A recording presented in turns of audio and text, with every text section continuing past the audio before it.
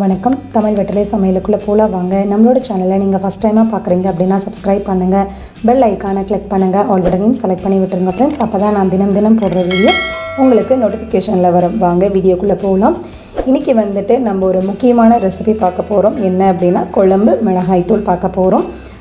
Viewers கேட்டிருந்தீங்க, குழம்பு மிளகாய் தூள் 1 kg அளவுக்கு வேணும் அப்படின்னு சொல்லிட்டு அளவுகள் சொல்லுங்கள் அப்படின்னு சொல்லிட்டு கேட்டிருந்தீங்க. ஸோ அவங்களுக்காக இந்த ரெசிபிஸ் நான் போஸ்ட் பண்ணுறேன்.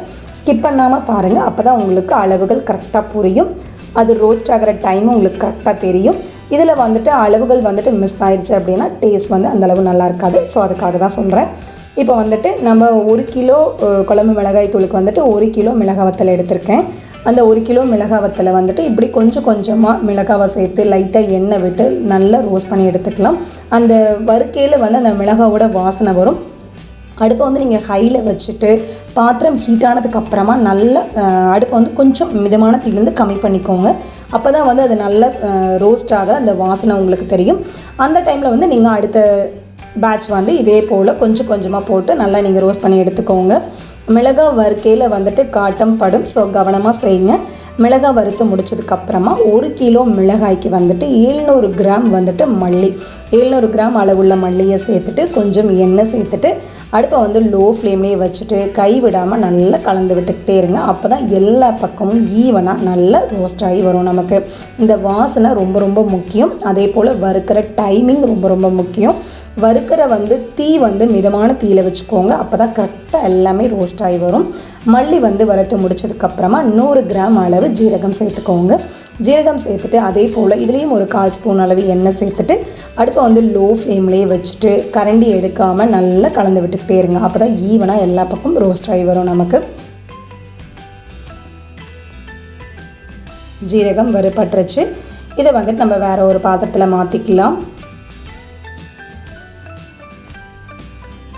நல்லா ரோஸ்ட் ஆயிடுச்சு. ஆனால் கலர் ஒன்று போல் தான் இருக்குது பாருங்கள். எதுவும் தீஞ்சிற மாதிரி இல்லை பார்த்தீங்களா? ஸோ இதுதான் ரொம்ப முக்கியம்.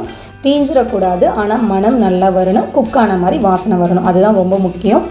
நீங்கள் நல்லா லோ ஃப்ளேமில் வச்சுட்டு கை விடாமல் நல்லா கலந்து விட்டுக்கிட்டே இருங்க. அப்போ தான் நல்லா ரோஸ்ட் ஆகி வரும். வாசனை ரொம்ப முக்கியம். லைட்டாக வாசனை வரும், லைட்டாக வெடிக்கிற மாதிரி சவுண்ட் வரும். அந்த டைமில் நீங்கள் இதை வேறு பாத்திரத்தில் மாற்றி விட்டுறலாம். அவ்வளோதான், ஜீரகம் ரெடி ஆயிடுச்சு. இதை நம்ம வேறு பாத்திரத்தில் மாற்றிக்கலாம். மாற்றினதுக்கப்புறமா 50 கிராம் அளவு மிளகு அதே போல் எண்ணெய் விட்டுட்டு ரோஸ்ட் பண்ணி எடுத்துக்கோங்க.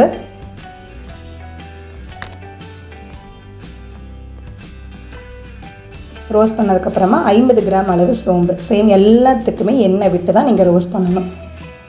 1/4 ஸ்பூன் அளவு எண்ணெய் விட்டுட்டு ரோஸ்ட் பண்ணி எடுத்துக்கோங்க. இது சோம்பு ரோஸ்ட் ஆயிடுச்சு. அதுக்கப்புறமா 50 கிராம் அளந்தோல்லைங்களா மிளகும் சோம்பும் அதே டம்ளரில் 1/2 டம்ளர் அளவுக்கு அரிசி, சாப்பாட்டு அரிசி, அதுவும் ரோஸ்ட் ஆனதுக்கப்புறமா வேறு பாத்திரத்தில் மாற்றிக்கோங்க.